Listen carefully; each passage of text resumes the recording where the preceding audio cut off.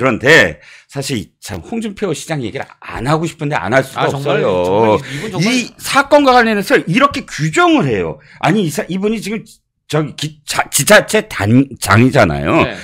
지금 대구시장 있잖아요. 그런데 망신주기 수사다 이게 그러면서 먼지털이다. 이걸 어떻게 입증하려고 기소했는지 모르겠다. 영화 대사에 나오는 한 장면 같다. 많이 묵었다 아이가라고 네. 글을 올렸습니다. 이건 그냥 진영을 떠나서 아이 너 우리 편인데 왜 그래 이런 뜻이 아닙니다. 이런 생각을 가지신 분이 어떻게 자치단체장을 하고 있는지. 저는 홍준표 시장은 오늘 이분 법인카드 그리고 이제 뭐 관용찬이 다 지금 조사를 확실하게 지금 본인이 직접 그러잖아요. 나는 뭐 전혀 그런 적이 없다라고 얘기하지만 이분부터 확실하게 털자고요. 이건 털어야 됩니다. 이거는 이 사람은 제가 볼 때는 공직자 자격이 없는 사람이에요. 그렇죠. 이런 사람이 어떻게 지금까지 여당의 중진이고 지도자 역할을 했는지 제가 볼 때 지금 왜 이러냐. 지금 뭐가 본인이 뒤가 구리지 않고서야 그러게요. 본인도 이것과 관련해서 뭔가 지금 의혹을 받거나 지금 혐의가 있어서 지금 조사를 하니까는 이재명을 변호하는 게 아니고 실은 지금 자신을 변호하려고 밑밥 간 거 아니냐. 옛날에 공사 마인드가 없는 걸로 유명했잖아요. 그러니까요. 국회 운영위원장 시절 그렇죠. 여당 원내대표 시절 있잖아요. 운영위원장 시절 운영위원회장 한테 주는 게 사실 아니거든요. 그럼요. 그때 특활비, 특수활동비가 들어갔는데 그것을 그대로 집사람한테 줘갖고 그렇죠. 아내한테 줘서 가계에 보탰다라는 걸 자랑스럽게 얘기하는 그 장면에서 정말 경악을 금치 못했습니다. 그 사모님이 말이죠. 네. 이분이 지금 아마 그런 그 자금을 직접 관리도 하고 막 그런 의혹도 있지 않았습니까? 그러니까 이분이. 그렇죠. 직접 받아갖고 썼죠. 직접 받았죠. 그것을. 그러니까 그때도 사실은 이게 어떻게 이렇게 떳떳하게 이야기할 수 있지 했는데 오늘도 사실 이해가 가지 않죠. 자치단체장이 더군다나 현역 자치단체장이 이렇게 그 어마어마한 액수의 그런 배임, 공무상 배임이잖아요. 이건 법카는.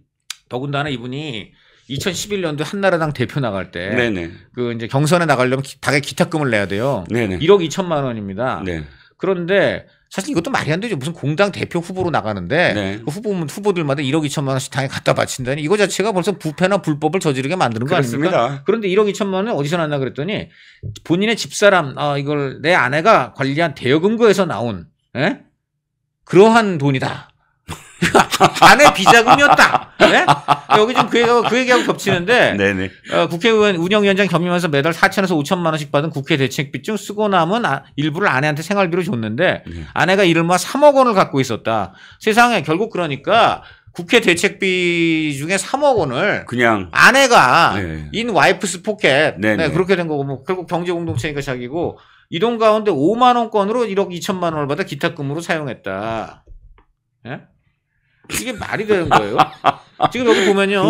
그때부터 벌써 그래서 국회 대책비인데 이거를 지금 생활비로 또 아내의 그 주머니에다가 집어넣어 준 것. 그래서 실제 3억 원이나 비자금을 조성해가고 그걸 결국 본인 지금 대표 되겠다고 나서는 경선 자금에 거기에 지금 1억 2천만 원 썼다는 것인데 좀 이거부터 횡령으로 잡아야 된다고 봐요. 국회를 대책하지 자기 가계 대책비인가? 그렇죠. 그건 다 세금이잖아요. 우리 그러니까 이런 사람이니까 지금 이런 말도 안 되는 썩어빠진 얘기를 하고 있는 겁니까? 그렇습니다. 옛날에 그리고 홍준표란 이름 자체가 옛날에 그런 우스개 하도 이런 지금 민주당이 이런 얘기만 해주고 있잖아요. 그렇죠. 그래서 민주당 표는요 준표가 준표란 말이 많았어요.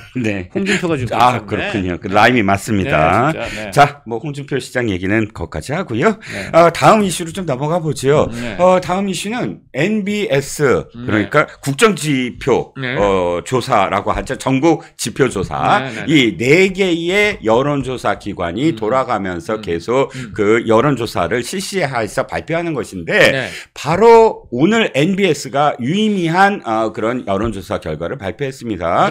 윤 대통령의 국정수행 평가가 지난주에 최악이었거든요. 직전 조사가 19%로 20%대를 하향 돌파를 한 겁니다. 물론 이 여론조사에 한해서 그러니까 이 여론조사 기관의 상대적인 비교입니다. 그런데 일주일 만에 그러니까 다음 지금 여론조사의 발표가 딱 났는데 8%포인트나 오른 27%가 된 겁니다. 그러니까 당연히 8%포인트라면 저기를 오차 범위를 넘어선 것이고요. 유의미한 그런 수치라고 할 수가 있고 특히 이제 내용을 보면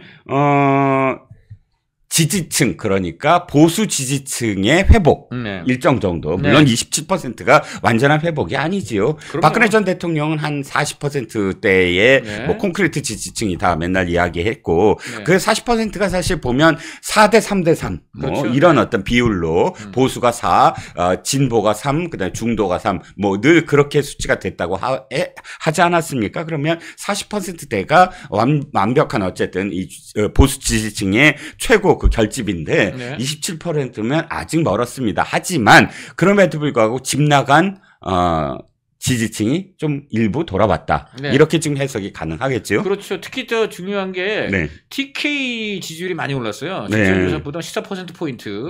굉장히 높은 력에 나와갖고 부산, 울산, 경남 지지율도 PK도 5%포인트 올랐다는데 이게 중요합니다. 결국 지금 보면 가장 단단하게 윤 대통령을 떠받치고 있던 지지층에서 굉장히 실망하셨다는 얘기예요. 그렇습니다. 굉장히 실망해서 거기서 떠나가셨기 때문에 확 떨어져서 이제 10%대까지 간 건데 이분들이 돌아왔다는 거거든요. 그렇죠. 굉장히 실망했던 분들을 결국 영남 분들이 돌아오신 것인데 그렇죠. 그럼 이분들이 왜 돌아왔을까? 그렇죠. 분석을 좀 해보시죠. 왜 결정적으로 지금 일주일만이잖아요. 그럼 일주일 동안 무슨 일이 있었나 한번 뒤져보면 됩니다. 그런데 자력으로 무엇인가 예를 들어서 아젠다를 냈다거나 혹은 어떤 뭐 인적 세신을 했다거나 어떤 모멘텀을 가져간 것은 일주일 동안 없었습니다. 물론 해외 순방이 있었죠. 그리고 물론 해외 순방에서 시진핑이 굉장히 유화적으로 윤 대통령과의 회담에서 뭐 방문 얘기도 나오고 그건 플러스 요인이 분명히 있지만 그러나 8%포인트의 플러스 요인이라고 하기에는 미미하지요. 가장 중요한 건 이재명 더불어민주당 대표의 선거가 나온 겁니다. 그럴까요? 물론 충분히 그럴 수 있습니다만 저는 그것이 굉장히 큰 어떤 의미일 수도 있고요. 그러면 그것도 결국 자력이 아니잖아요. 자력이 아니었죠. 그건 자력이 아니고 저는 그래서 이것을 볼 때는 물론 당연히 이제 이재명 대표 선거가 영향을 미쳤겠지만 저는 한 가지 또 의미가 있는 어떤 거는 거죠? 김건희 여사가 안 보이고 있다. 그게 굉장히 중요한 거라고 봅니다. 아주 중요한 거라고 봐요. 맞아요. 김건희 여사가 안 보이고 있다. 지지율이 떨어지고 있었던 것 중에 하나가 김건희 여사의 여러 가지 뭐 문자랄지 또는 명태균 씨와 관련돼서 국민들은 이거예요. 지금까지 나온 것은 그래 늘 그러니까 김건희 여사가 좀 오지랖이 넓어. 그래서 많은 사람들과 자꾸 소통하고 싶어하는 것 그렇게까지 이해하려고 노력을 하는데 그러나 걱정이 되는 건 또 다른 무엇인가가 터질 것 같은 불안함 이런 것들이 김건희 여사로 하여금 조금 이제 그 뭐랄까 여사로서 그러니까 대통령 부인으로서의 어떤 역할을 조금 내려놔라. 공식적인 어떤 활동을 조금 축소해라 또는 자제해라. 이런 목소리가 굉장히 높았는데 전격적으로 그걸 대통령이 받아들이지 않았습니까? 그렇죠. 그러니까 한 일주일 동안 그걸 못할 줄 알았다. 뭐 이런 말들이 많아요. 부인과 관련해서 진짜 아무것도 못할 줄 알았다. 근데 순방도 동행을 안 했잖아요. 제일 중요한 게 그 대외 활동을 또 사실은 국내와 국외로 나눴었어요. 그래서 국내 활동은 중단하는데 외교 등 국익을 위한 활동은 그건 빼고라는 말을 했는데 사실 국민들 입장에서는 물론 외교는 중요한 건 하지만은 지금 큰 우리 국민들 정서로 볼 때는 좀 당분간은 좀 여사께서 모든 활동을 좀 중단하고 그냥 대통령을 뒤에서 그냥 조용히 내조하는 것으로 좀 했으면 좋겠다. 특히 어디에서? 핵심 지지층에서. 그래서 그런 것들을 했는데 다행히 용산이 수용을 한 것이 저는 반영이 됐다고 저는 봐요. 그렇습니다. 그리고 또 한 가지가 이제 갈등 그러니까 집권 여당 내에 뭐 대통령실과 뭐 집권 여당 또는 집권 여당 내에 친 어쩌고 하면서 이렇게 갈등 양상이 계속 지속됐다가 근 일주일 동안 사실상 그 갈등이 잠복하거나 그 요인이 어쨌든 기사화가 덜 됐다. 물론 뭐 지금 몇 가지 어떤 그런 당원 게시판 부분이 있지만 그러니 지금 당원 게시판 문제를 빨리 해소해야 됩니다. 지금 모처럼 대통령 지지도 오르고 또 그다음에 저쪽 적진에는 지금 엄청난 악재가 생겼는데 지금 말입니다. 거북선 몰고 나가서 싸우고 있는데 말이죠. 모처럼 이제 좀 승기를 잡고 저쪽에 한포 사격을 하고 있는데 선 내에서 같은 조선 수군끼리 지금 싸우면 되겠습니까? 맞습니다. 그런데 지금 강연 말씀처럼 진짜 이 지지율을 그러니까 오독해서는 안 된다. 그러니까 우리가 진짜 잘해서 이렇게 됐구나. 그럼 이제부터 약속한 거 하지 않아도 되는구나. 이렇게 하면 큰일 난다. 남이 가져다 준 이러한 하여간 뭐라 그럴까요? 하여간 어부지리죠. 어떤 면에서 어부지리가 하나 있는 거고요.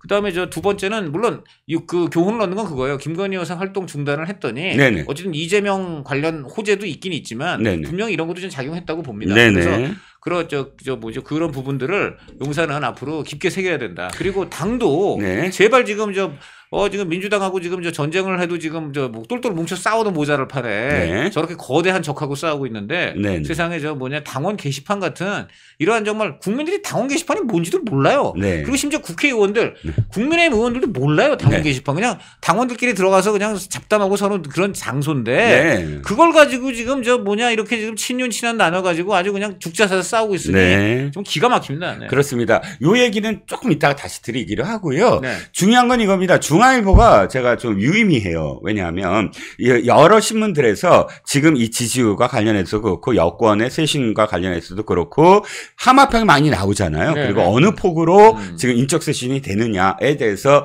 많은 기사들이 쏟아져 나오는데 네. 중앙일보가 조금 폭이 커요. 그러니까 뭐 전부처가 지금 해당된다라는 어떤 제목을 달았어요. 그러면 다른 데는 뭐 총리와 플러스 몇 명 뭐 이런 식으로 중폭 정도를 예상하는데 중앙일보가 어떤 촉으로 지금 이렇게 좀 대폭의 어떤 느낌의 제목을 달았을까요? 글쎄요. 제가 볼 때는 네. 그 출입 기자가 아마 뭐 면밀하게 소식통들 얘기를 들어가지고 네. 했을 거라고 봅니다. 근데 사실 지금 뭐 보면은 이번에 뭐 총리부터 시작해서 네. 확 간다는 얘기는 굉장히 많이 돌았었어요. 네. 근데 이게 지금 제가 볼 때는 네. 가장 큰 문제는 네. 용산이 바꾸고 싶다고 해서 바꿀 수가 없어요. 총리는. 네. 장관은 또 모릅니다. 장관은 네. 인사청문회 통과건 말건 네. 그냥 하면 돼요. 네. 요거 좀 먹지만 네. 총리는 그렇게 할 수가 없습니다. 그렇습니다. 서리를 옛날엔 달고라고도 하게 했는데 네. 이제 서리도 없어졌잖아요. 네. 그리고 어떻게 되느냐 이렇게 됩니다. 지금 오늘도 보니까는 운영위에서 대통령실 특활비조차 또 54억 원을 깎았어요. 그러게 말입니다. 자, 그럼 이래서 지금 이런 상황에서 자 보세요. 지금 뭡니까? 어제 법카 기소했잖아요. 네네. 그 다음 다음 주 정도 되면 뭐가 나오냐면 또 이제 쌍수장이 나옵니다. 쌍방울에 이어 쌍수, 더블트리. 근데 그것도 지금 거의 기소가 임박했다는 얘기가 나오고 있잖아요. 그렇죠. 예. 자, 그러면 민주당이 어떻게 하겠습니까? 거기다 지금 홍준표 같은 이런 정신 나간 사람이 예. 민주당 편까지 들어주고 있지 않습니까? 네. 그러니까 이게 민주당 입장에서는 야, 니네 중진, 대구시장이라는 사람도 네. 지금 우리 대표, 기소가 이건 좀 지나치다고 하지 않냐? 네. 너네가 이렇게 말도 안 되는 막가파식 기소를 계속 하고 있는데 네. 어떻게 총리를 우리가 인준해 주니 죽어도 못해. 네. 그래서 총리를 절대 인준 안 해줘. 이번에 어떤 사람이 나와도 네. 제가 볼 때는 심지어 노무현 남아 무덤에서 그래서 총리를 하려고 그래도 네. 아마 안 해줄 겁니다. 뭐 비유지요 지금. 네, 지금 무슨 얘기냐면 무슨 저는 비유가 네. 아니라 사실이라고 봐요. 그러니까 네. 누구를 다 하나님을 데려와도 아마 인준 안 해줄 거예요. 왜냐하면 이재명 지금 기소에 대한 그 아주 그냥 뭐 저쪽은 하여간 그 동물적인 분열에 차 있기 때문에 그런 걸로 인해서 안 하기 때문에 지금 어떤 문제가 있냐. 지금 주호영, 권영세 뭐 이런 추경호 이런 사람들을 지금 이제 거론이 되고 있죠. 하마평으로. 이 중에 이제 제법 그럴듯하게 나오는 얘기는 뭐 이런 게 있습니다. 지금 윤석열 대통령 보면 역시 그 TK 지지율이 제일 중요하고 네. 이거는 TK 지지율 오르니까 확 올라버리잖아요. 그렇습니다. 자, 그러니까 이렇게 해서 지금 윤 대통령이 지난번에 대국민 사과 겸 담화 기자회견 할 때에 네. 그때도 그 얘기가 있었어요. 제 네. 지지율이 많이 떨어져서 국민 여러분께 실망 안게 드리고 죄송합니다. 네. 특히 우리 TK 영남 분들이 많이 좀 지지가 떨어졌는데 네. 정말 못난 자식한테 네. 회초리 드는 심정이라고 아마 하신 것 같습니다. 네. 정말 그 점 반성하고 뭐 이런 얘기가 있었다는 거죠. 네. 그만큼 지금 윤 대통령이 TK를 많이 챙겨요. 예. 고로 지금 그래서 그로 인하여 지금 주호영 의원, 그 다음에 추경호 원내대표 네. 이 두 분이 상당히 TK 이쪽으로 해서 네.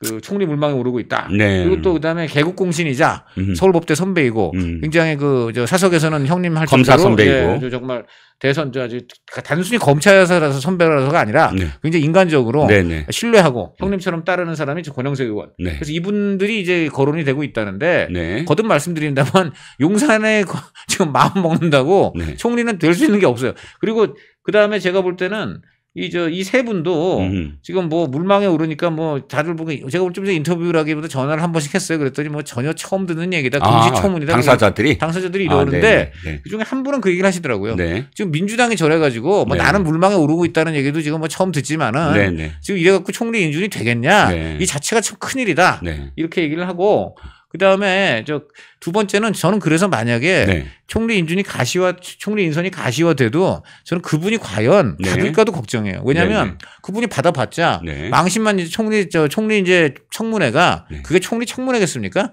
윤 대통령하고 이제 정부 까기, 망신 주기, 그리고 이제 그 이재명은 죄 없다 뭐 이런 거 주장하고 이런 장으로 그 청문회를 활용할 거 아니겠습니까? 그러면 거기에 청문회 이제 불려 나온 그 후보는 뭐 완전히 만신창이가 되는 거예요. 그렇습니다. 그러니까 완전히 어떻게 보면 자신이 얻어맞을 매에다가 윤 대통령 때리는 매, 뭐 김건희 여사 때리는 매, 트리플로 다 맞을 거 아닙니까? 그렇죠. 그리고 최종적으로 그렇게 두들겨 맞고 인준이도 되면 모르겠는데 100% 인준이 안 돼요. 그렇죠. 그럼 어떻게 됩니까?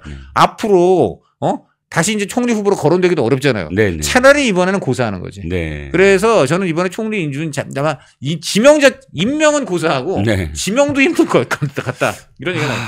그렇죠. 그런데 그렇다고 해서 또 그럼 그냥 그럴 우려를 갖고 아예 한덕수 총리로 5년 내내 있다? 그것도 사실 문제가 있잖아요. 있고요. 그래서 유일한 방법은 국민의 신망을 좀 받고 정말 이 사람이면 참 할만하다. 그렇죠. 이런 사람을 해서 민주당이 아무리 지금 용산이 미워도 이 사람을 안 시키자니 우리 민심이 두렵다.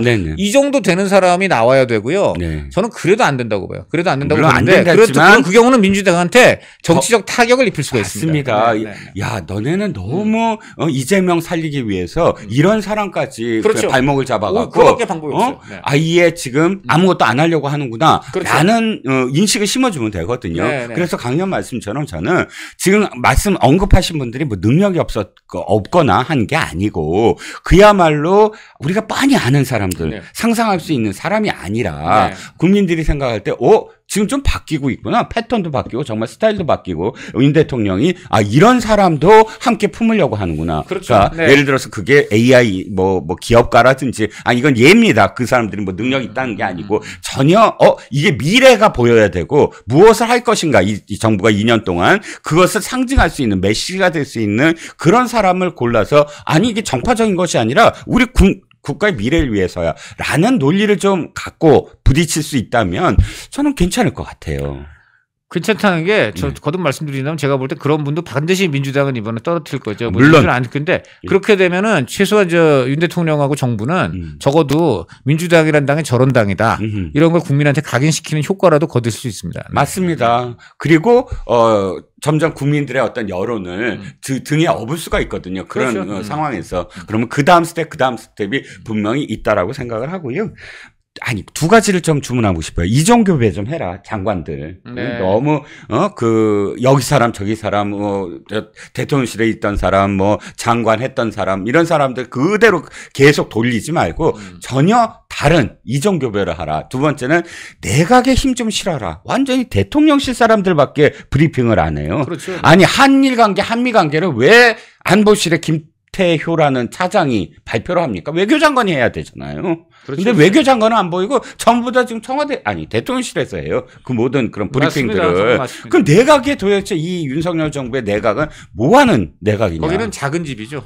그래서 작은 집 출입하는 기자들이 외교부 출입하는 기자들이 현안 물어보면 그거 큰 집에 물어보세요. 큰 집 출입하는 기자한테 물어보세요. 그런다면 이게 문제입니다. 큰 집은 사실은 참모들이에요. 비서들이에요. 그렇죠. 사실은 역할이. 차관이잖아요. 차관급.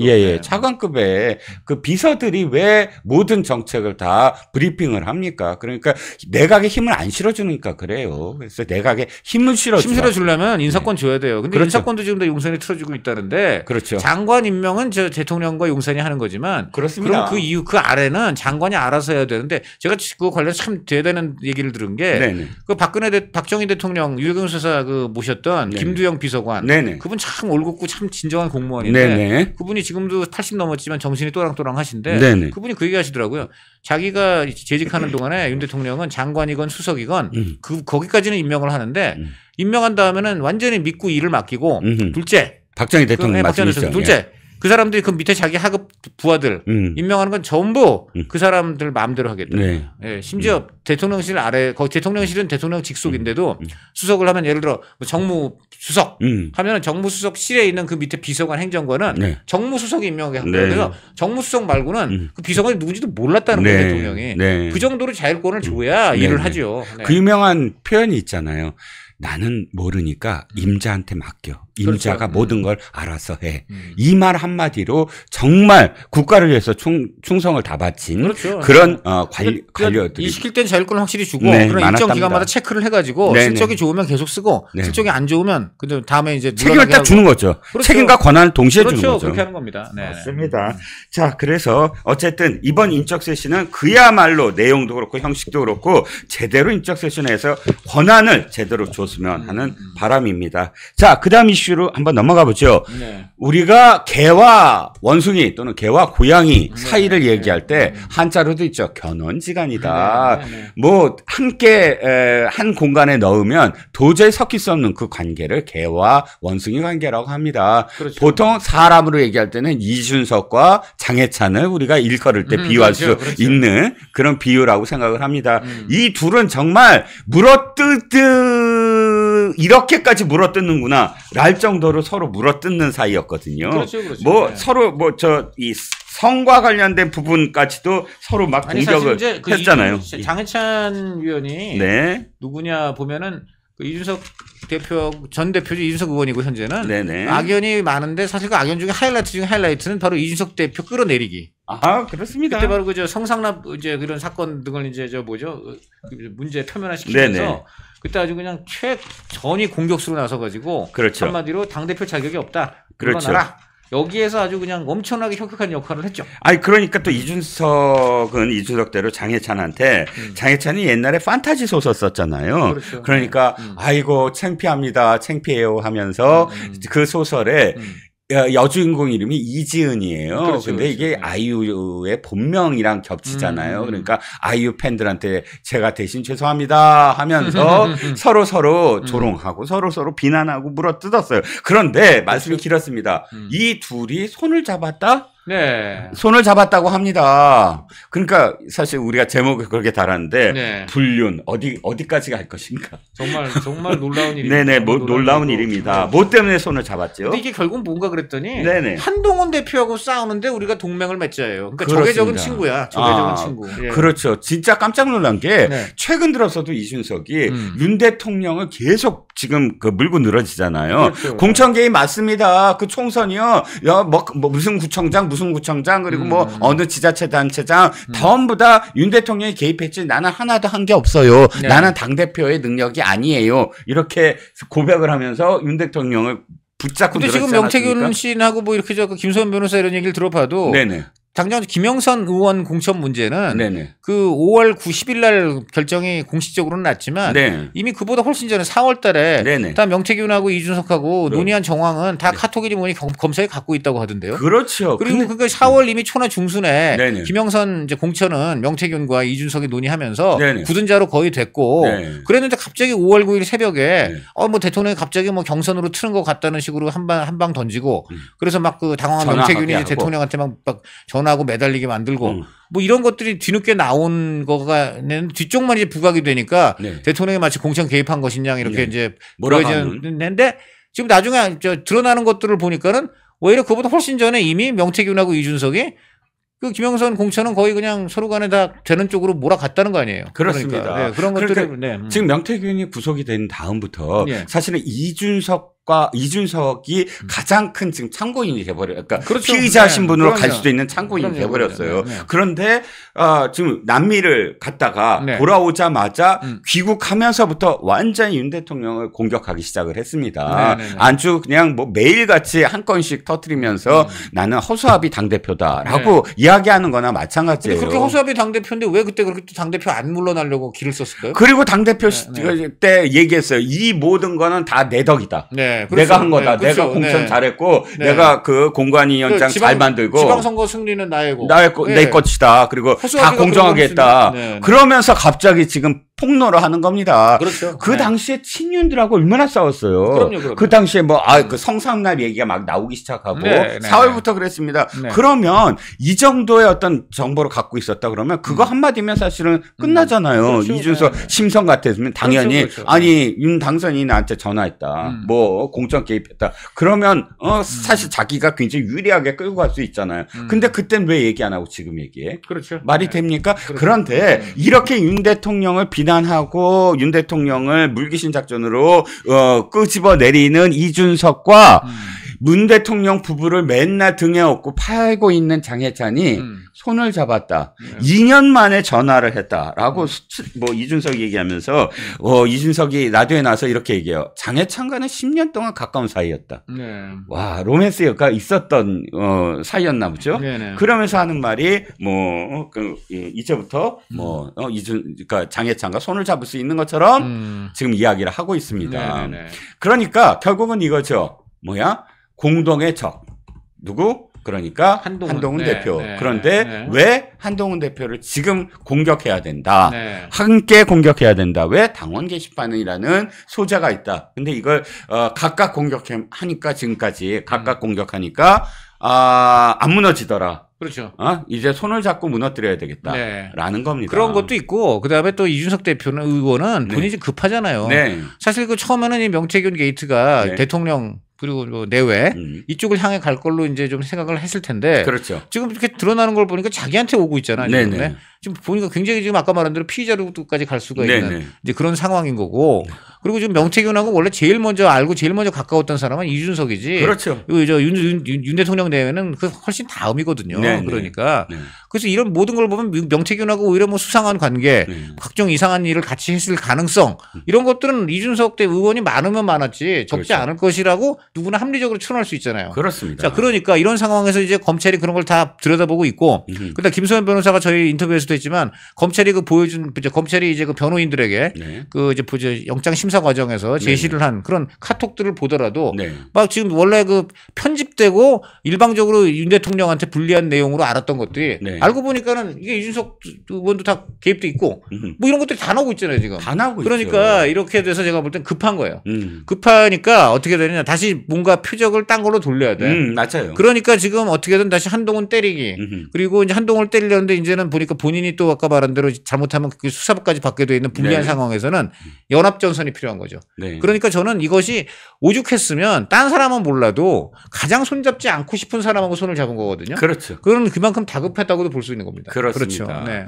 뭐 사실 그런 얘기가 전혀 없진 않아요. 2차 대전 때도 영국의 처칠이 스탈린하고 손을 잡았잖아요. 동맹이 그렇죠. 됐잖아요. 네네. 그때 히틀러가 계속 사인을 보냅니다. 정신 차려요. 왜 공산주의자하고 잡아요? 나하고 손잡읍시다 하고 히틀러가 계속 네. 처칠한테 얘기하는데 처칠은 그것을 끊어내죠. 끊어내고 네. 동맹이라는 것은 다 공동의 적을 그렇죠. 두는 네. 게 동맹이다. 그러니까 지금 이것도 사실 동맹을 맺었다라고 이거는 지금 진짜 그야말로 처칠과 스탈린이 네. 우리 딱 독일 작살 낼 때까지만 동맹하자. 그리고 네네. 독일하고 일본 지자마자 네. 바로 어떻게 됩니까? 스탈린이 네. 영국 너 이 대륙에서 네가 뭐 지분 가질 생각하지 마. 여기 폴란드, 루마니아, 불가리아 네. 이거 다 내 거야. 네네. 그렇게 해갖고는 거기 우방 국가. 그게 알고 보면 자기네 위성 국가인데 네네. 소련의 우방 국가를 내가 전승국으로 챙기겠다. 네네. 이러니까 이제 바로 처칠이 미국에 가가지고 철의 절망친다. 네. 이제 해가지고 이제 영미와 네. 소련이 어저께까지 동지고 우방이었는데 그렇죠. 하루아침에 이제는 유럽 대륙에 지분을 놓고 완전히 적으로 돌아섭니다. 지금은 서로 간에 지금 바로 이 두 사람도 보면은 딴 건 다 믿고 싫은데 네네. 오로지 한동훈이 칠 때까지만 너랑 나랑 부분적으로 손을 잡자. 네. 지금 이런 거기 때문에 네. 맞잡은 손은 분명히 잡은 것 같지만 네. 그 양손 서로 잡은 손에 체온은 굉장히 아주 차갑다. 그러니까 네.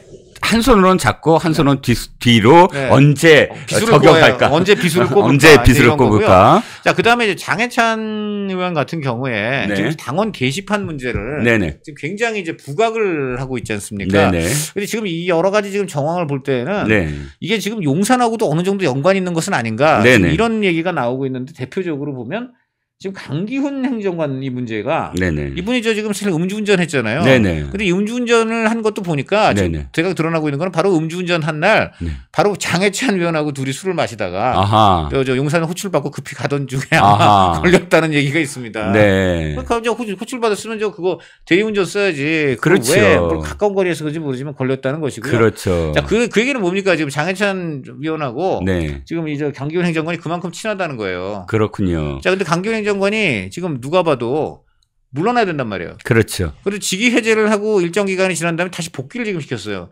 언론의 비난이 지금 심해지니까 바로 병가를 내고 조만간 물러나게 하겠다고 했는데 여전히 지금 자리를 지키고 있어요. 그래서 지금 들리는 일설에는 이 사람이 지금 바로 이 당원 게시판 이 문제에 개입하고 있는 거 아니에요. 이런 의혹까지 나오고 있는데 이러면 안 됩니다. 이러면 안 되고요. 하여간 당원 게시판 문제는 빨리 뭐 그것이 어떤 그 실질적인 실체가 무엇인지 이것을 명확하게 다 가리고 해가지고는 빨리 논쟁을 종식해야지 이게 지금 또 모처럼 그래도 좀 조성이 된 그 용산하고 당의 화해 이것을 또 먹구름을 들이우게 하면 안 된다 이런 것입니다. 네, 그렇습니다. 홍철호 정무수석에게 천하람 개혁신당 의원이 천하람이 홍철호한테 물었어요. 그러니까 지금 이 강기훈이가 이 모든 이 관계 그러니까 이 당원 게시판과 관련된 문제에 있어서의 중심 인물 중에 하나 아니냐 그랬더니 홍철호가 부인을 합니다. 문제는 국회에서까지 이렇게 지적할 정도면 빨리 끊어내야 되는 거 아닙니까? 빨리 끊어내야 네. 첫 번째는 문재인 때보다는 우리가 더 도덕적이어야 된다라는 생각을 가져야 되는 거 아니에요? 그리고 문재인 때 그 의전 비서관인가요? 술 먹고 음주운전 걸렸는데 사흘 만에 잘라버렸습니다. 그리고 또 빨리 멀리 갈 것도 없어요. 지금 문다혜 음주운전으로 얼마나 지금 문재인 쪽하고 민주당의 몰매를 맞고 있습니까? 그렇게 몰매를 때리는 쪽이 다 이쪽 정권 사람들인데. 그렇죠. 그러면서 자기 내부에 지금 이렇게 이것도 역시 지금 거의 면허 취소 수준으로 만취를 한 것인데. 벌금 800만 원이에요. 그리고 800만 원이 지금 문다혜보다도 많을 수도 있는 거 아니에요? 네네, 그렇죠. 그러면 지금 바로 잘라야죠, 이거를. 무슨 자격으로 문다혜를 욕을 합니까? 그렇습니다. 저는 이거는 문다혜도 강기훈도 다 이거는 확실하게 음주운전 일벌백계 해야 되고 그리고 대통령을 모시는 사람이 딴 사람도 아니고 대통령을 모시는 사람 누구보다도 법과 공정 상식을 통해서 집권한 대통령을 모시는 사람이 불법 중에서도 이거 진짜 사람 치면은 살인을 할 수 있는 무시무시한 범죄. 이게 결국 가벼운 범죄가 아닙니다, 이게. 네, 맞습니다. 이런 범죄를 한 사람을 계속 지금 어쨌든 간에 자리를 유지하게 하고 있다. 이러니 지금 불필요한 오해와 의혹까지 나오고 있을 것이니까 빨리 이분 보니까 자유의 새벽인지 뭔지 모르겠는데 새벽에 웬 자유의 새벽인가 했더니 술 마시는 음주운전을 자유를 한 건가요? 옛날에 시민단체 말씀이십니까? 아니 당. 그런데 듣고 보니까 이준석과 장해찬은 공통점이 굉장히 많네요. 장해찬이 만약에 말씀하신 대로 대통령실에 강기훈과 술 마시다가 어쨌든 그런 일이 벌어졌다면 사실 이준석도 청와대에 비서관들과 술 마시다가 큰 사고 한번 쳤죠. 그렇죠. 술 마시다가 뭔가를 듣고 그것을 바로 김무성, 유승민에게 바로 그 다음날 전달을 해서 완전히 그냥 평지풍파를 일으켰잖아요. 그렇죠. 예. 그때와 또 굉장히 상통하는 점이 있네요. 그렇죠. 예. 아무튼 이 분류는 오래가지 않는다. 그리고 끝나자마자 뭔가 자기네들이 목적한 바를 달성하면 바로 또 다시 먹살 드자비로 가면서 서로 비수를 꽂을 것이다. 이분들이 청년 정치인 아닙니까? 청년 정치인들이요. 그렇게 본인들이 그렇게 비판하고 자기들은 절대 저렇게 안 되겠다고 다짐하던 옛날 구악, 구태, 선배 정치인들 그들보다도 어떻게 보면 더 추악한 지금 모습을 보이고 있어요. 그렇습니다. 아니 청년 정치인들이라면 지금 우리 정치 바꾸자. 그리고 조금이라도 더 좋은 정책, 나라의 미래를 위한 어떤 노선이라든가 비전을 한번 우리 그걸 갖고 경쟁해 보자. 이런 건 하나도 없고 당원 게시판에 누가 누구 욕했대요. 근데 그게 누구래요? 어쩌고 저쩌고 이런 거 가지고 지금 세상에 이거 애들도 안 합니다 요즘. 그렇습니다. 정말 이런 짓거리로 뭘 하겠다는 겁니까? 자, 이제 면역력은 환신에 맡기고 건강하고 즐거운 인생 누리자고요. 요즘 부쩍 면역력이 걱정이세요? 면역력을 팍팍 튼튼하게 챙기고 싶으세요? 부담 없이 전화해서 지금 바로 상담 받아보세요. 자, 오늘 제가 이재명의 호주, 뉴질랜드 여행이 무엇이었고 그리고 그 안에 어떤 숨겨진 비밀들이 있는지 다 정말 명명백백하게 알려드리겠습니다. 그 중에 하나가 사실은 배소연에 대한 저의 오보였습니다. 솔직히 말씀드릴게요. 제가 어저께 펜앤마이크에 가서 배소연이 호주 여행을 갔고 공식적인 석상에 거의 등장하지 않았다라고 한 발언이 한 내용이 어마어마하게 지금 확대되고 있습니다. 모든 신문에 다 나왔어요. 지금.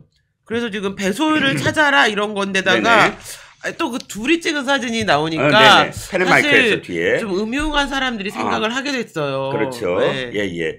뭐 왜냐하면 이재명이 음흉 그 자체니까. 그러니까 이게 그렇죠? 다른 사람이면 모르겠는데 네네. 이재명이니까. 그런데 자. 저는 제가 이제 헷갈렸던 부분이 판결문입니다. 이번에 이재명의 선거법 위반과 관련돼서 133쪽의 판결문 안에 바로 배소연이라는 이름이 등장한 겁니다. 물론 이걸 제일 먼저 발견한 사람은 정혁진 변호사예요. 정혁진 변호사가 그 전날에 페넨마이크에서 특종을 했죠. 바로 배소연이 있다. 어디서 등장하느냐. 2014년 10월 13일 해외 출장에 대해서 결재를 하고 실제로 해외 출장을 다녀왔는데 이 다녀오는 첫 번째 명단에서 출장 대상자 쭉 하는데 행정지원과 주무관 배소연, 김모모 씨 이게 들어가 있었어요. 그래서 와 배소연이 들어갔구나. 배소연이 호조영을 따라갔구나 라고 판단을 했습니다. 정혁진 변호사가 첫 번째 방송을 하고 그 다음날 제가 이 내용이 있길래 배소연과 관련해서 유동규 씨한테 물어봤더니 유동규 씨가 기억이 잘 안 난다.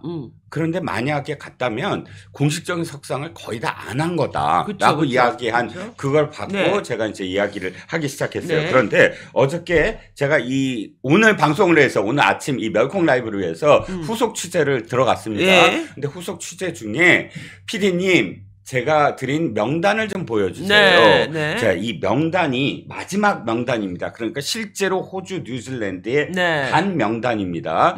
그 명단을 보시면 알겠지만, 자, 명단을 조금 확대해 주시면, 뭐 보입니까? 보이시죠? 자, 보입니다. 자, 맨 위가 이재명입니다. 시장. 맨 밑이 성남 도계공의 유동규와 김문기입니다. 중간에 아까 제가 행정지원과 주무관 두 사람을 얘기했잖아요. 두 사람을 얘기했는데 한 사람만 들어가 있습니다. 한 명이네요, 진짜. 6번이죠? 제가 이게 까만색으로 이렇게 칠해서 그렇지 제가 이 명단 봤거든요. 김모 씨였습니다. 김모 씨. 자, 이 명단에는 배소연 씨가 없었습니다. 없네요, 진짜. 11명이고 11명 간 건 맞잖아요. 근데 없었어요. 그래서 확인을 했습니다. 크로스 체크를 했는데 실제로 성남시 쪽 당시에 갔었던 사람하고 통화가 됐는데 안 갔다라는 최종 안 갔다? 확인을 했어요. 그러니까 첫 번째는 명단이 있었습니다. 그런데 김문기와 유동규가 포함되면서 배소연이 빠졌어요. 제가 이 명단을 나중에 입수를 해서 배소연이 안 간 것에 대해서 확인을 제대로 못했습니다. 하지만 더 큰 걸 갖고 왔습니다. 어저께보다 더 중요한 걸 갖고 왔습니다. 자, 배소연이 왜 빠졌나를 일단 생각해 보면 유추하면 이겁니다. 김문기, 유동규가 들어가면서 배소연이 첫 번째 명단에는 있었는데 이 배소연, 유동규, 김문기가 들어가면서 빠졌거든요. 그러면 배소연의 역할이 무엇이었을까? 그럴까요? 바로 김문기와 유동규 역할이었다는 겁니다. 김문기와 유동규 역할은 뭐야? 유동규는 물주예요. 모든 골프와 그냥 요트와 낚시의 모든 일정은 다 짜준 사람이에요. 그래서 짜서 자기가 돈까지 낸 사람입니다. 이 재정을 도계공 예산으로 유동규가 다 처리했죠. 그다음에 김문기는 어떤 역할입니까? 김문기 이 판사가 파일 하나를 발견해요. 김지점 HWP. 근데 들어갔더니 김문기의 파일이에요. 김문기 씨의 파일. 그 파일 안에는 이재명이 좋아하는 온갖 음식들 부식물들이 있어요. 그러니까 이재명이 호주와 뉴질랜드에서 입맛을 또 잃으실까봐 한식과 관련된 각종 왜 깻잎이라든지 뭐 이런 거 있잖아요. 참치라든지 이런 것들을 다 리스트를 갖고 간 거예요. 저는 김문기가 이걸 어디서 받았을까? 배소연한테 받았을 거라고 추정합니다. 자기가 안 가니까. 그렇구나. 김문기한테 자 이걸 챙겨라. 라고 했다고 생각을 합니다. 수락관 상궁이 빠지고 대령 숙수가 간 건가요? 이렇게 적합한 표현을 하시다니. 어쨌든 김문기 씨의 이 파일이 또 사실은 이 증거 중에 하나거든요. 그러니까 김문기 씨가 어떻게 모를 수가 있냐 이렇게 해준 사람을 해서 그러면 김문기 씨가 배소연 역할로 갔다면 이재명 지사 입장에서는 거의 최측근으로 간 거네요. 이 김문기 씨가. 그렇죠. 원래 김문기 씨도 아니었어요. 보니까 이모 씨였어요. 성남 도시개발공사의 1개발팀장인가 그래요. 그런데 정진상이 이 사람 말고 김문기 씨를 해라고 유동규 씨한테 내리꽂아요. 그래서 유동규 씨가 김문기 씨가 옛날부터 알고 있는 사이 그리고 입이 무겁잖아요. 네. 왜 같이 골프를 쳐야 되고 같이 요트도 타야 되는 사람인데 입이 무겁고 완전히 이재명 사람, 최측근인 사람, 최측근일 수 있는 사람으로 김문기를 찍은 겁니다. 그러네요. 그러면 어차피 이 호주 이 출장 자체가 사실은 공모를 핑계로 한 외유였잖아요. 그렇습니다. 그것부터 말씀을 드릴게요. 사실 우리가 분노해야 될 지점 그리고 이재명이 골프 안 쳤다라고 얘기한 지점은 또 한 가지가 있어요. 김문기를 몰라야 되는 것과 두 번째는 뭐냐면 이 골프 친 게 드러나면 그야말로 대단히 쪽팔리게 됩니다. 왜냐하면 자 들어보세요. 자 지금 이재명은 성남시장입니다. 성남시장일 때 시작하자마자 뭐라고 그랬어요? 모라토리움. 성남시가 너무나 방만한 재정 운영과 빚을 어마어마하게 지고 있어서 모라토리움 선언해버려요. 지금 이후에 이 빚 내가 지금 당장 못 갚어. 그리고 내가 이걸 제대로 성남시를 온전하게 마련해서 복구해서 내가 그 일을 했다라고 자랑을 하는 거잖아요. 모라토리움 그거 가짜였습니다. 사실은 성남시가 기초단체장 중에 거의 최고예요. 그럼요. 재정이. 판교가 있잖아요. 그리고 5,200억 판교 그 개발비인가 그런데 그거 사실 바로 안 갚아도 돼요. 이재선 씨가 그걸 알았어. 형이. 그래갖고 성남시청 그 게시판에 이거 모라토리움은 가짜다라고 조목조목 써요. 왜? 회계사잖아. 그래갖고 그걸 다 썼는데 그래갖고 빡쳤어요. 그래서 정신병원에 보내려고 거기서부터 출발하죠. 다시 돌아옵니다. 그런 자가 10박 11일 동안 저 다 해봤어요. 10박 11일의 일정들 제가 드렸죠. 저 PD님 그거 보여주세요. 보면 자 거의 센트럴 수산시장, 반지의제왕 촬영지, 그 다음에 에덴산, 미션베이, 화산섬, 다 관광지예요. 지금 말씀드리는 게. 헤이마켓, 그 다음에 식물원인데 가장 호주에서 오래된 식물원, 하이드 공원, 동물원, 이게 전부 다 노는 일정이에요. 트램 타고 그런데 트램 때문에 갔으니까 트램을 타고 중간에 다닌 시간만 딱 따져보니까 전체적으로 봤을 때 시간을 전부 따져봤어요. 전부 따져보니까 전체 일정 중에 8.2%만 트램과 관련된 일정이다. 트램과 관련된 일정 중에도 트램 관계자들과 만나서 설명을 듣고 이건 몇 시간 안 돼요. 트램을 타고 다닌 것까지 우리가 다 포함시켜서 이동을 하는 거 그냥. 왜냐면 이동할 수밖에 없어. 트램이 아닌 모노레일도 집어넣었어. 왜냐면 궤도라고 그냥. 모노레일 우리나라에 있는데 거기까지 가서. 그러니까 타고 다닌 것까지 합쳐서 8.2%만 한 거야. 나머지는 뭐예요? 전부 다 놀러 다니는 일정이에요. 쇼핑센터도 있고. 자, 그런데 더 놀라운 게 있어요. 이 10박 동안 다 놀러 다녔잖아요. 그런데 그 놀러 다니는 일정도 다 빠져. 이재명이 5일을 빠져요. 어디 갔어요? 공식 일정에 5일을 빠져요. 자, 그거를 저 재판 과정에서 성남시의 국장이 증언을 합니다. 이재명은 공식 일정에서 5회나 빠집니다. 1월 8일, 1월 9일, 1월 10일, 1월 12일, 1월 13일 날짜도 지정을 해요. 이 날짜도 지정하면서 이재명 시장은 다른 출장에서는 공식 일정을 빠진 적이 한 번도 없습니다. 이 호주에서만 5번의 일정을 빠집니다. 어디로 갔을까? 미스테리입니다. 그런데 이 미스테리를 사흘은 제가 찾아냈어요. 유동규 본부장이 그 사흘은 제가 알아요.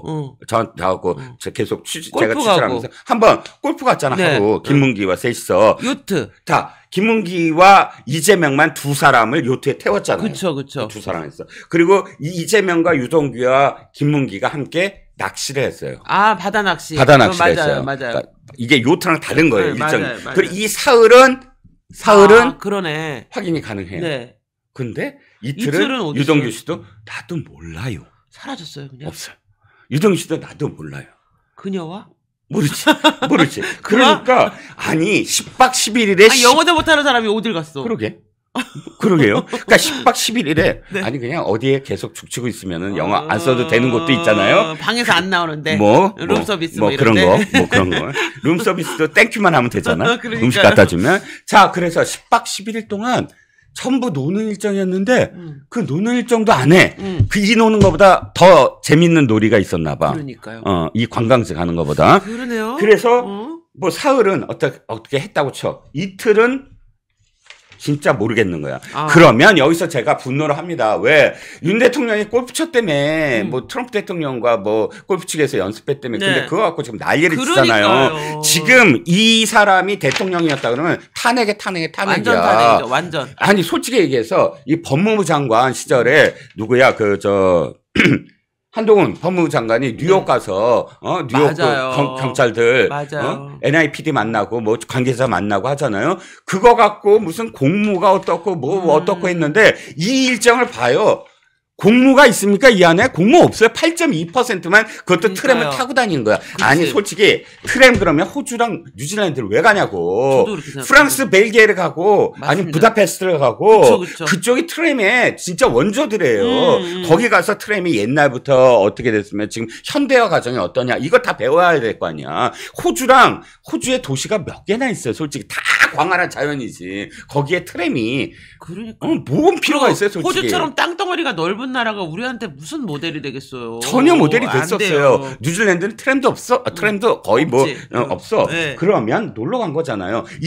만약에 모라토리엄 선언하고 우리는 빚이 많아요 하고 만약에 윤석열 대통령이나 한동훈 대표가 시장이나 해갖고 그치. 우리는 돈이 없어요. 우리 다 빚질 거야 하고 혼자 이렇게 해갖고 놀러 가. 그러면 어떻게 할 거예요? 당장 난리가 날 거예요, 민주당. 그러니까요. 근데 우리는 지금 김문기 씨를 아냐 모르냐 갖고 함몰돼 있어요. 지금. 네. 이 일정 자체를 사실은 탄핵을 해야 돼. 이런 식으로 놀러 다닌 시장이 무슨 모라토리엄 운운하면서 더군다나 5일은 아예 빠져. 그러니까요. 전체 일정도 노는데 빠져. 그리고 지가 저 골프 치고 수마미생 하고 다니고 그리고 요트 타고 그다음에 낚시하고 더군다나 이틀 얘기해 봐. 뭐 했니? 그러니까요. 근데 옛날에 왜 박근혜 대통령 세월호 때 7시간 분 단위를 막 공개하라고 난리 쳤었잖아요. 네네. 그리고 제가 보기엔 그럼 만약에 윤석열 대통령이 이렇게 했으면 48시간 분 단위로 공개하라 그랬을 거예요. 그렇죠. 네. 자, 더 놀라운 사실 하나 갖고 왔습니다. 자, 우리가 조작했다는 사진 있잖아요. 그거 펄쩍펄쩍 띄었잖아. 네. 펄쩍펄쩍 뛴 이유가 있어요. 사진 띄워주세요. 이 사진 저작권 안 돼. 왜냐하면 이기인 당시 시의원이 공개한 사진이에요. 네. 자, 이 사진을 갖고 바로 나는 무죄다. 이거 골프는 조작된 사진이다. 그리고 골프 친 적 없다. 네. 지금 그게 밝혀지니까 뭐라 그래요? 그날 이 사진에 있는 날은 골프 안 쳤어. 이렇게 지금 변명을 하잖아요. 네. 자, 이겁니다. 이 사진이에요. 이 사진이 자, 제가 말씀드렸죠. 조작이 아니라고 전체 사진 중에 이 부분을 트리밍해서 확대한 거예요. 네. 이게 왜 조작이야? 그쵸. 자, 그리고 김문기, 유동규, 이재명 이 세 사람의 골프 치가 맞잖아. 맞습니다. 테일러 메이드 모자를 쓰고 있네요. 그리고 테일러 메이드 모자에 옆에 골프 있잖아요. 그쵸. 핀. 그게 지금 꽂혀져 있어요. 자, 그런데 옆에 있는 사람, 사실 이 사람이 모자이크를 해줘요. 네. 나머지 다 모자이크 했잖아. 이 사람이 누구냐는 거야. 이 사람이 바로 옆에 행정지원과 주무관 김모 씨예요. 예, 그렇습니다. 그런데 이 김모 씨가 누구냐? 바로 폭력행위 처벌법 위반, 집단 흉기, 상해, 폭행으로 기소돼서 징역 6월, 집행유예 1년을 받은 사람이에요. 어떤 사건? 이 사람이 공무원으로 돼 있어요, 근데? 어떤 사건이냐면 사건부터 얘기해요. 2007년에 성남시에서 오피스텔 분당구에 있는 한 오피스텔에 보안 업무를 내가 하겠다라고 조폭끼리 싸워요. 풍림 오피스텔. 이름도 아셔요? 거기 옆에, 바로 그 옆에 민경호 대표님 사셨어요. 아, 그래요? 네, 거기 유명해요. 거기서 조폭 싸움 나기. 용인대 애들하고 중앙파랑 거기서 그 주차장 운영권 놓고 폭력 싸움 났었어요. 폭력을 벌여요. 분당에서 유명한 사건이에요. 보안 용역 업무를 강탈하는 과정에서 원래 있던 업계들을 폭력으로 퇴출시키면서 종합시장파와 국제마피아파 43명을 동원한 사건이에요. 네, 맞아요. 그때 같이 연루가 돼서 징역 1년, 집행유예. 그 사람이구나, 징역 이 사람이. 6개월, 집행유예 1년을 선고받은 사람이에요. 이 사람은 내가 또 반론권 줘야지. 이 사람은 이렇게 얘기해요. 나는 그저 그 자리에 있을 뿐인데. 나는 폭력이랑 전혀 상관없을 뿐인데 현장에 있다는 이유만으로 나한테 6개월을 선고했을 뿐인데 자, 이게 변명입니다. 이 사람 높은 사람이었나 보다.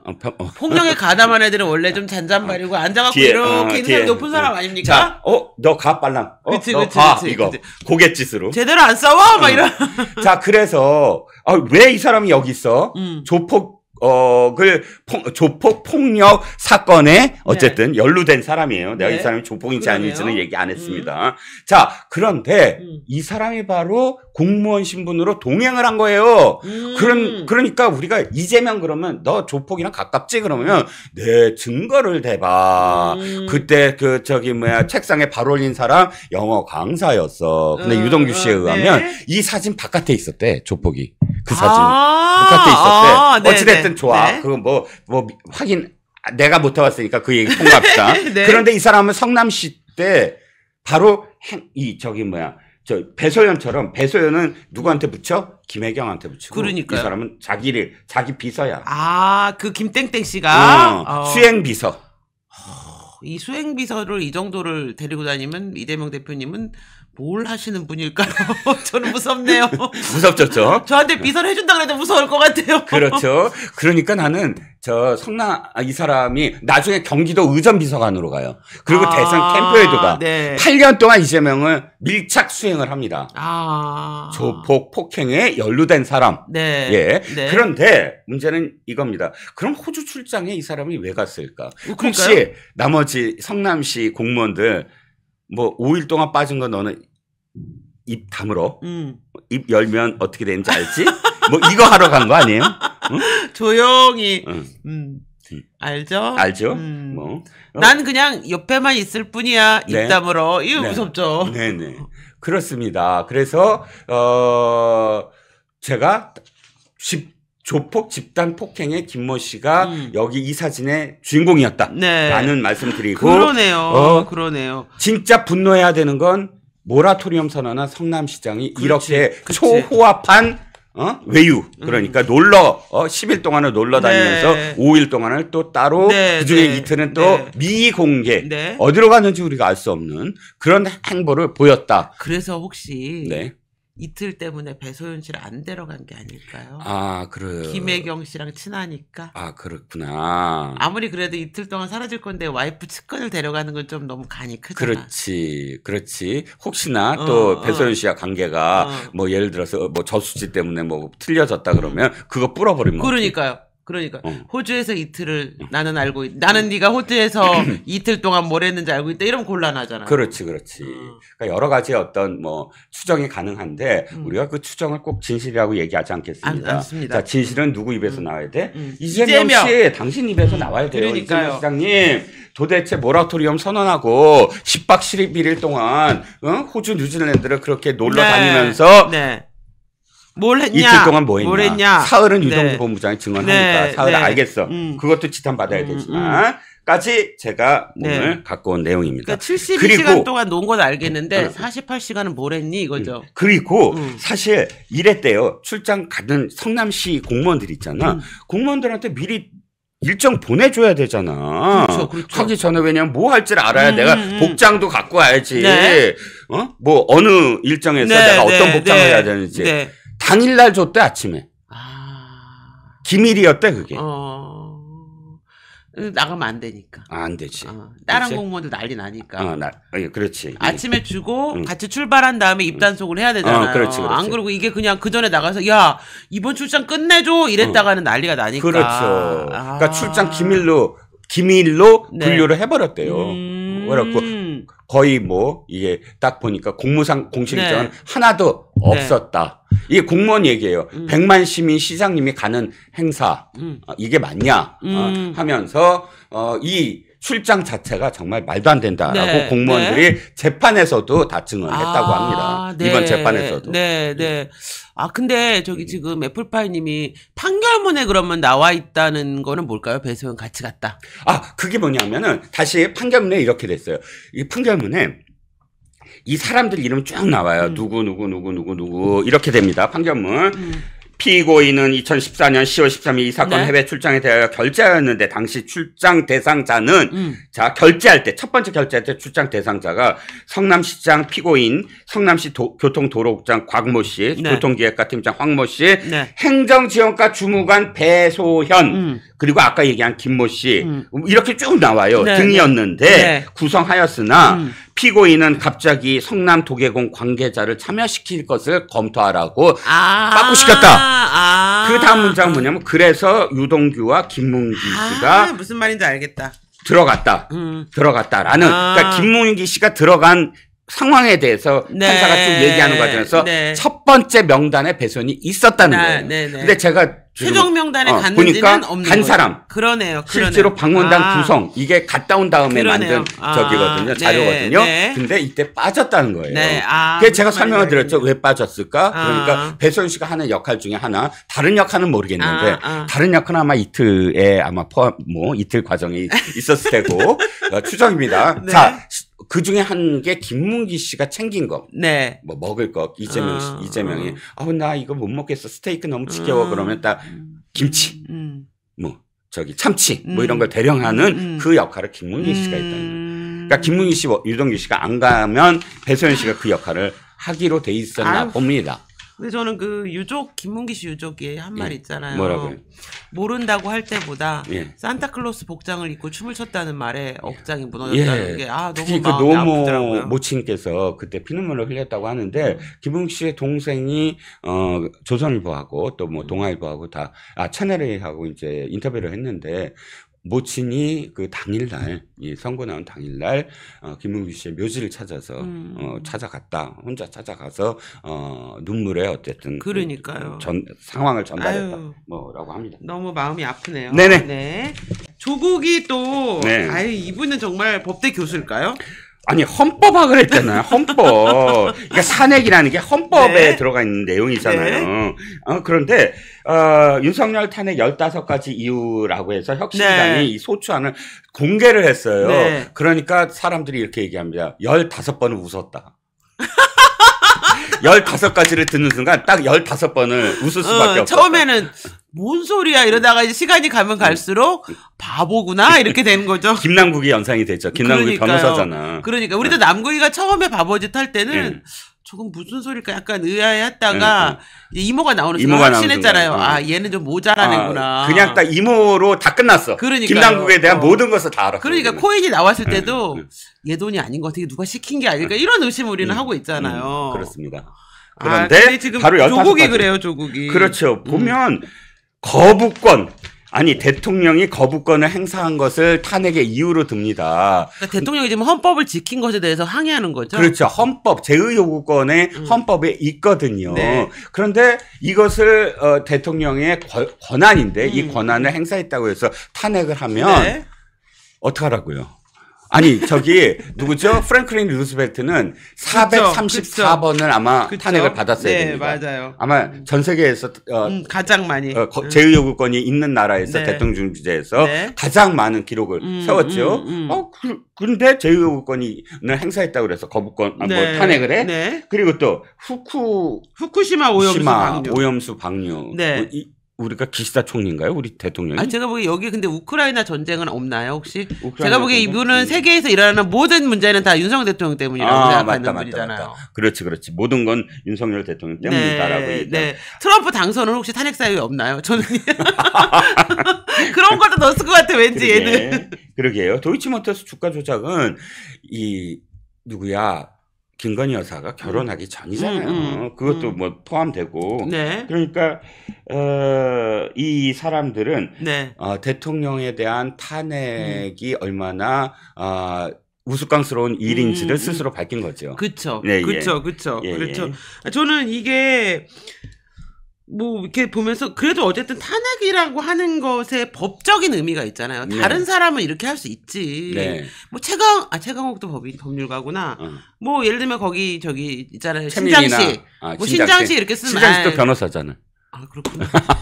아니 그러니까 정청래예요. 정청래. 쉽잖아. 그치. 정청래, 최민희. 정청래가 이렇게 썼으면은 그냥 최민희가 이렇게 썼으면 그래. 대가리가 닭대가리가 이렇게 하는데 아니 이 사람은 그리고 더더군다나 법대 교수란 말이에요. 서울대 법대에서 헌법학을 가르친 사람이에요. 그러니까요. 그러니까 왜 민주당이 그 얘기했잖아요. 이번에 한상진 판사에 대해서 서울대 법대 출신 맞냐 이랬잖아요. 저는 거기다 답을 해주고 싶어요. 서울대 법대 출신은 맞는데 서울대 법대도 조국 같은 교수가 있기는 하더라. 이렇게 얘기를 해주고 싶더라고요. 그 우리 조국한테 이제 더 이상 지쳐갖고 서울대 법대 출신 맞니? 네. 법대 교수 맞니? 이거 안 해요. 네, 네. 지쳐서. 네. 그러니까요. 그래서 지금 탄핵소추 한 15, 근데 이제 이쯤 되면은 이분이 약간 허경영 이미지로 가려는 건가요? 아, 저는 그런 생각이 들어요. 얘가 허경영으로 가려고 이러나. 좀 더 노력해야 되지 않을까요? 허본자. 그분, 에이, 쉽게 못 가지. 조국이 지금보다 한 30배는 더, 멍청한 짓을 해야 돼요. 근데 이제 조국이 이제 허경영 이미지로 가려면 하나만 딱 하면 돼요. 뭐? 사실은 내가 10년 전에 멜라니아랑 사귀었었다. 멜라니아랑 깊은 관계였다. 이 정도, 나는 미국하고 잘할 수 있다. 그렇지, 그렇지. 그리고 이방카가 나를 흠모했다. 이 정도 이렇게 하면은, 오케이. 제가 보기에 이분은 허경영으로 갑니다. 확실히. 누를 수 있습니다.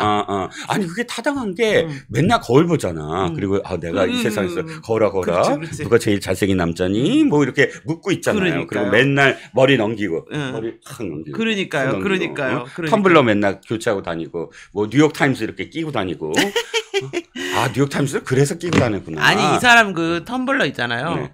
종류 좀 조사해 봐야 돼. 왜냐하면은 텀블러가 사실 환경을 아끼자고 하면서 친환경 코스프레 하는 거잖아요. 근데 텀블러 쓰는 사람들 보잖아요. 텀블러 개수가 너무 많아. 제가 보기엔 그게 환경 오염이에요. 맞아. 이 텀블러 자체도 사실 플라스틱으로 만들고, 그러니까요. 텅스텐 만들고 다 그렇잖아요. 근데 왜 매일 텀블러를 바꾸니 너는? 응?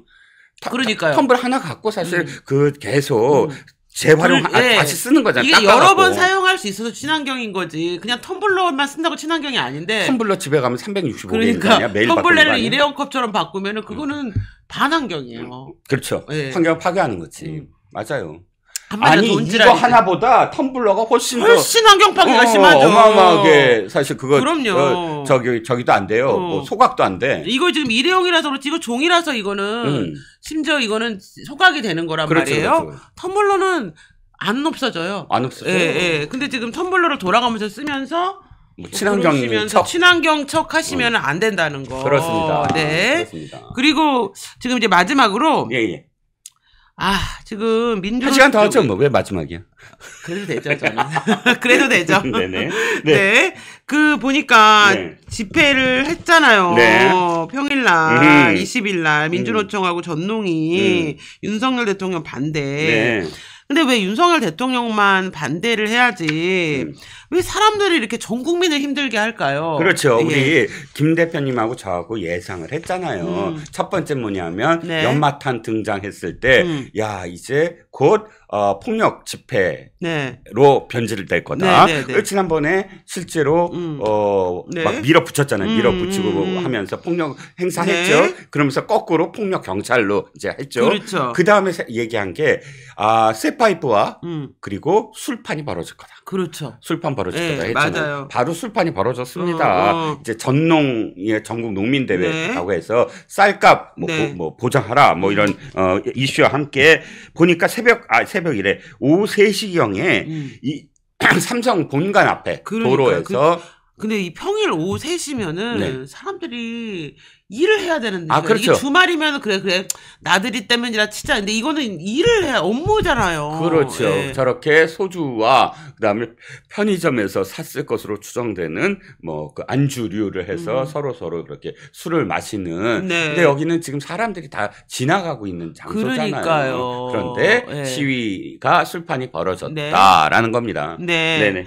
근데 지금 그 말이 맞는데 지금 요즘 농가들 수확 막바지라서 바쁘다는데 저분들은 왜 저기 와 계시나요? 그러게요. 이제 막바지잖아요. 그러니까 겨울 동안 사실 거의 이 겨울로 접어들기 전에 마무리 작업들이 굉장히 많고요. 뭐 벼도 그렇고 또 이제 농가에서는 또 겨울 대비를 또 하셔야 되는데 쌀값 그래요. 저는 진짜 계속 민주당이 네. 쌀값과 쌀과 관련된 그 법, 양곡법 뭐 개정을 하잖아요. 이게 정말 농민을 죽이는 법이거든요. 그렇죠, 그렇죠. 농민 여러분이 쌀값을 보장하라 하시지만 지금 쌀값 보장하고 있어요. 그렇죠, 수매하고 있어요. 맞습니다. 수매하면서 추곡 수매가라고 그때 사실은 뭐 맞습니다. 계속 쟁여놔요. 그러면 그거 아니 그러니까 나라가 어떻게 됐든 그냥 다 비싼 값으로 다 사가라 정부가. 그랬을 때 나라는 어떻게 되고 여러분들은 어떻게 되는지를 생각하셔야 됩니다. 그러니까 나라는 어떻게 돼요? 몇 조 원씩 계속 들어가요. 그거 사실 쌀을 사람들이 소비를 안 하잖아요. 근데 계속 보관하는 비용. 근데 지금 민주당이 하려는 법안은 뭐냐면 무조건 살아요. 다 법률로 그냥 빵빵빵빵 못을 받고 무조건 비싼 값으로 계속 다 정부가 수매하라. 다 사라는 그러면 어떻게 되냐면 지금 농민분들이 아니 그냥 뭐 어쨌든 정부가 사가는데. 그러니까요. 제가 보기엔 모든 농사를 다 폐기하고 쌀 농사 질 것 같아요. 그렇죠. 그래갖고 그냥 계속 비싼 값에 사가게 만들고 하잖아요. 경쟁력이 계속 떨어지고 농가는 점점 최악으로 치닫습니다. 그런데 그리고 전 세계에 정부미가 있는 나라가 우리나라 말고 또 있나요? 거의 없죠. 그렇죠. 네, 맞습니다. 그래서 쌀 소비를 늘리게 하는 그러니까 시장으로 경쟁을 할 수 있는 고민을 해야 되고 그것을 사실 요구를 해야 되고 정부한테 쌀 소비에 대해서 얼만큼 투자하고 있느냐 뭐 이런 쪽으로 가야지 무조건 농가한테 돈을 줘야 돼. 농민 수당 나가고 다 나가요. 그러니까요. 수당 안 나가는 거 아니고요. 우리나라는 보니까 또 그 농지는 농민만 갖게, 농사 짓는 사람만 갖게 그렇게 법이 돼 있는데 유일하게 농사를 안 지면서 농지를 가진 문재인 대통령이 있긴 한데 그렇죠. 우리나라는 농지는 농사를 짓는 사람만 갖게 돼 있더라고요. 그렇습니다. 마지막까지 문재인은 등장하네요. 열일합니다 오늘. 맞습니다. 그러니까 사실 이 전농도 사실 저는 지금 주장하는 것도 좀 말이 안 된다라고 생각을 하는데 어찌 됐든 그것과 또 윤석열 퇴진은 왜 연관을 지었는지 농업 정책과 관련해서 윤석열 정부한테 정말로 뭐 퇴진을 요구할 만큼의 어떤 계기가 있는지 없거든요. 근데 이분들이 지금 저는 편의점 형아님이 너무 재밌어서 편의점 형아님이라는 분이 계신데요. 편의점을 하세요 실제로.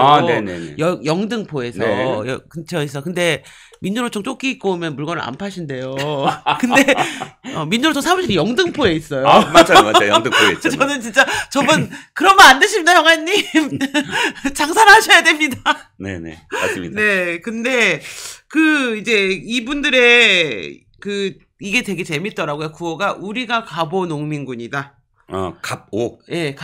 동학농민군이라는 얘기인데. 그렇죠. 정봉준이다. 근데 동학 사상 자체가 사실 지금 생각해 보면 글로벌하게 이제 시장을 개방해야 되는 시점에 우리는 이씨 조선을 지키고 모든 문호를 닫고 하는 폐쇄. 사실 쇄국주의적인 요구를 걸었던 거잖아요. 조선 우선주의. 그렇죠. 근데 이분들이 그 얘기를 알고 하시는 걸까요? 그러게요. 그때 당시에 좀 더 우리가 글로벌 마인드를 갖고 외국의 문물을 좀 더 개방을 하고 그러면서 우리가 이니셔티브를 좀 더 취할 수 있었다면 사실 일본에 그렇게 먹히지 않았을 수도 있었다. 안타깝는데 어쨌든 지금 이 갑오 농민이 물론 그때 들고 일어난 건 수탈이고 뭐 여러 가지 어떤 이유도 있었지만 그럼에도 불구하고 조선을 지키거나 혹은 뭐 그 조선의 문화를 지키거나 이렇게 했을 때 어떤 결과가 나왔는지를 생각을 해야 된다. 그러니까요. 맞습니다. 그러니까요. 저는 그래서 그런 생각이 들더라고요. 그 당시에 이 동학농민 항쟁에 대해서 높게 평가하고 저렇게 이제 민주당이나 뭐 이런 분들이 이렇게 막 이런 게 일본군하고 싸워서 그래요. 일본군하고 전투했다는 이유로 이들은 영웅이 됐지만 사실 그들이 걸었던 이 구호를 보면 당시 조선시대 상황에서는 사실 근대화를 부정하고 공화주의를 부정하는 가지 말고 왕조 가자 이런 내용이란 말이에요. 그렇습니다. 그래서 제가 왜 이 말씀을 드리냐면 사실 지금 민주당이나 이들이 요구하는 게 상황이 똑같아요. 그냥 계속 반일만 하고 있고 한국 사회가 더 나아지고 세계와 소통하는 것에 대해서는 다 반대하고 있잖아요. 하나 빼놓고 중국과 러시아. 그렇죠. 중국. 그러니까 역시 옛날에 그거 있잖아요. 우리가 감히 대국의 요구를 대국의 작은 봉우리라고 하는 중국의 이전에 중국 식민지였던 그 사실상 식민지였던 한국의 모습. 중화주의. 그렇지. 한반도로 돌아가자는 거잖아요. 그래서 저는 참 똑같은 요구를 참 100년이 뭐야 150년째 올해도 걸고 있다 이런 생각이 들고 이렇게 근데 밖에서 술 마시고 이러는 거는 좀 제지를 해야 되지 않나요? 아 그렇죠. 그런데 이게 뭐냐면 이거예요. 그러니까 시위를 기획을 하고 이끌어가고 하는 사람들이 아무 생각이 없는 거예요. 이게 어떻게 시민들한테 보여지는지. 그렇죠. 사실 시위를 하는 게 뭡니까? 한 사람이라도 더 자기 주장을 듣고 그다음에 거기에 대해서 동조하는 그런 세력을 확장시키려고 시위하는 거잖아요. 밖에 나와서. 그런데 이렇게 술판을 벌인다? 그러면 사실 이런 부분들을 막거나 혹은 전체적으로 시위대에 보호를 해주고 하는 그런 사람들이 있어야 되잖아요. 이렇게 큰 조직이라면. 근데 당연히 이런 일들이 벌어질 것을 알면서도 그냥 방기하고 있다라면 이 집회의 주최자들의 수준을 우리가 알 수 있는 거죠. 그러니까요. 그래서 여러분 집회 일정을 또 예고를 드리면 이번 주 토요일 날도 또 민주당은 하나요? 뭐 계속입니다. 뭐 끝까지 하겠지요. 아무도 없이 그냥 의원들 170명만 남을 때까지 하나요? 이제 주최 측 추산 10,000명이 아니라 주최 측 추산 10명이 될 때까지 하는 그러니까요. 거죠. 10명 서로 남을 이제 때까지. 경찰이나 주최 측이나 서로 이견이 없을 때가 너무 작을 때거든요. 뭐 손으로 세워질 때 그때까지 이제 하는 걸로 하고 경찰 추산과 주최 측 추산이 똑같을 때까지 그날까지 지나가는 시민 누구나 다 알 수 있을 때까지. 그리고 12월 7일 날 또 이분들이 민주노총에서 또 집회가 아마 전국 민중대회일 것 같은데 한다고 하는데 그 시내 나가시는 분들 참고하시고 이제 그래 다 좋은데 폭력 시위는 좀 안 했으면 좋겠다. 그리고 길거리에서 좀 눈살 찌푸리게 술은 술집 가서 드시고. 그렇죠. 우리 편의점 형아님이 거기 가서 편의점 앞에서 드시면 되잖아요. 그렇습니다. 그러셨으면 좋겠다는 말씀을 드리겠습니다.